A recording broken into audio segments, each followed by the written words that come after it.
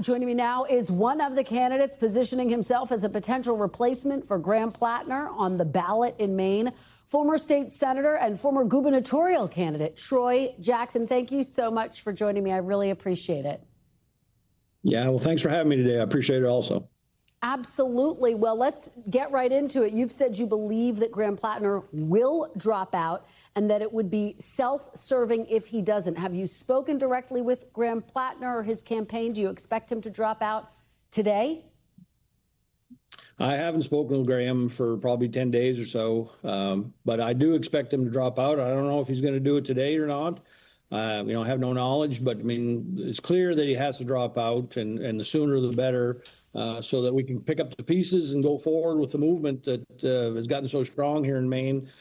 Things like Medicare for all, workers' rights, prescription drugs. I mean, trying to do something about this war.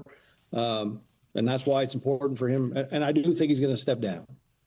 Well, you have filed paperwork to explore replacing Platner on the ballot after your bid for governor was unsuccessful earlier this year. A group aligned with Senator Sanders has endorsed you as the replacement. Today, Dan Kleben, hopefully I'm pronouncing his name right, announced that he's throwing his hat into the ring. Why do you think you're the better pick?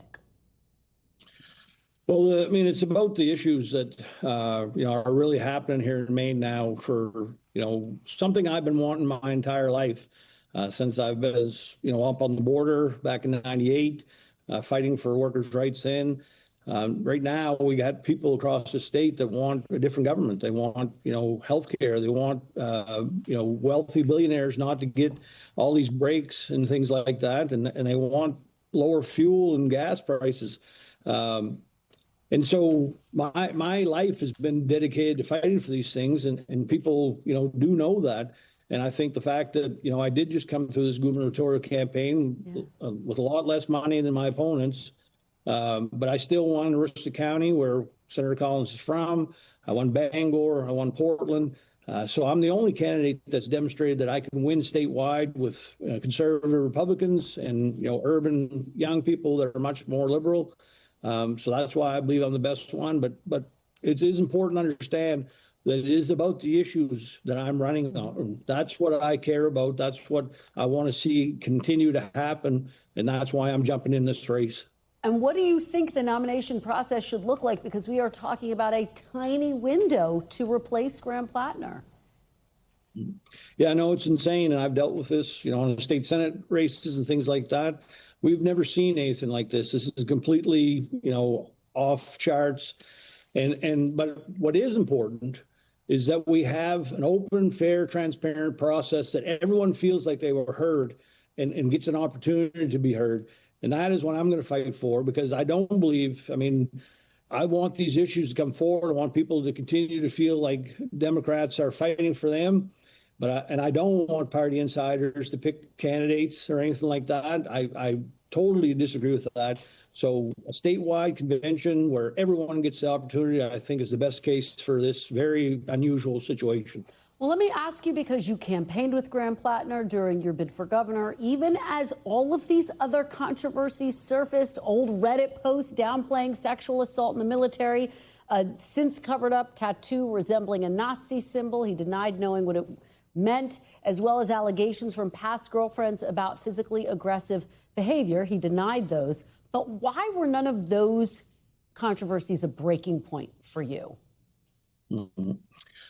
I think the old Reddit posts, I think even the tattoo, there were plausible things that, people can change and things like that. But look, when it came down to a credible allegation of somebody that was sexually assaulted, that was the end. That was the bright red line. And that's why, I came out.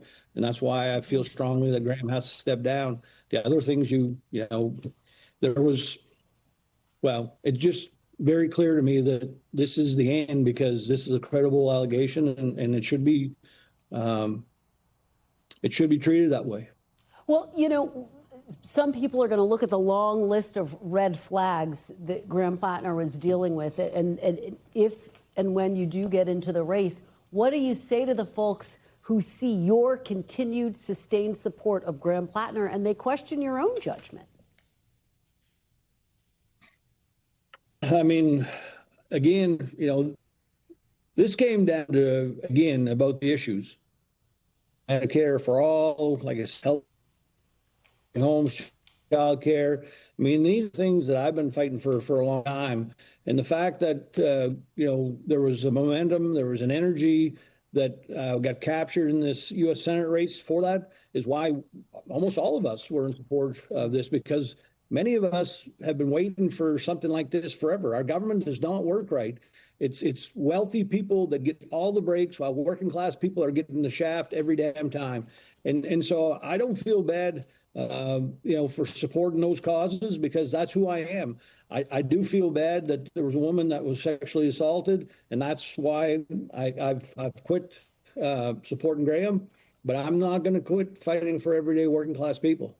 Would you want and would you welcome Graham Platner's support and endorsement, or do you worry that that could drag your candidacy down?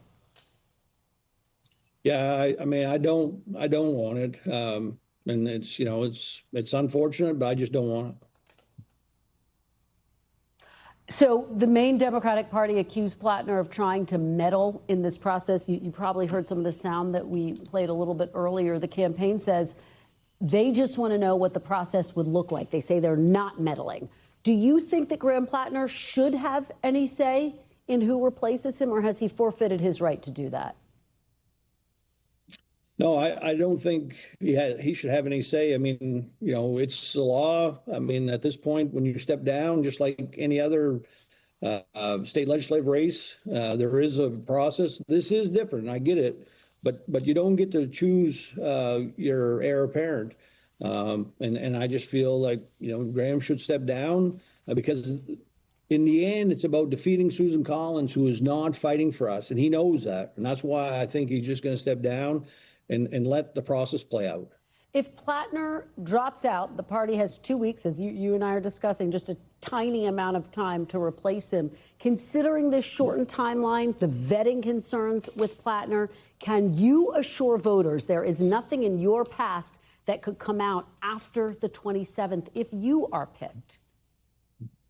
Yeah, I mean, I got a 22-year record of running in elections. I just came through a statewide election. I know this is bigger, but there's nothing there. And I've, been vetted for 2 decades now. And I'm the only one that actually wins in an area that Trump has been winning, but still seen as someone that's very progressive. So that's why I know I can win this race. But there's nothing that is going to come out that people haven't already heard. Do you think that this moment raises questions about progressives' ability to vet their candidates? Will this be a mark on the record of progressives? No, I don't think this is a mark on progressives. I think this is a mark on an agency that didn't do the vetting, that, people that wanted to make money off the campaign. But this is not a black mark on progressives.